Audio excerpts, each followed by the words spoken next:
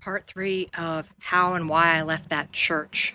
I figured I'd go outside and change it up since it's like in the 70s here in Nashville. So we read the book, we did the essay, and did whatever else they told us to do, even giving up certain things that they just didn't want us to be a part of. Even outside of church stuff, everything was always centered there. And as time went on, they were planning on, because they were growing, they were planning on planting a church. So they broke their church up into 3 services, and we started helping with the third church service. And they even had plans, for us to be a part of that when it even went to another building.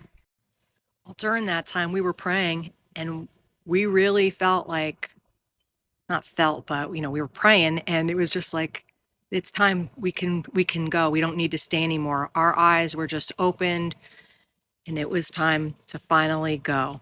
But then, like, the associate pastor, he was going to be a part of the new church plant, and he was saying to my husband, no, please don't go. I want to make you my associate pastor and everything. So it's just crazy, but we wound up leaving. It was just devastating.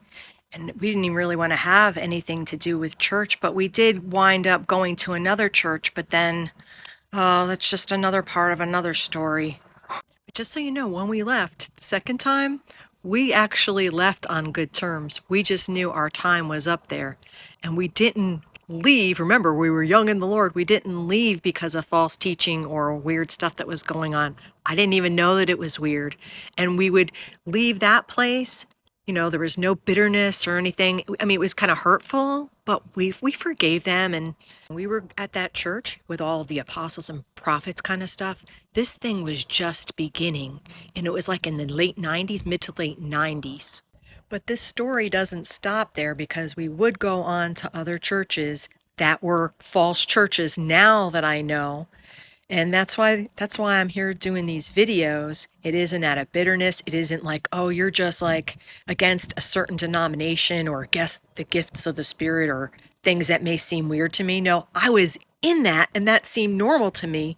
And then when I came out of it and got into the Word, that's why I was like, uh-oh, something isn't right. So that's why I'm doing these videos.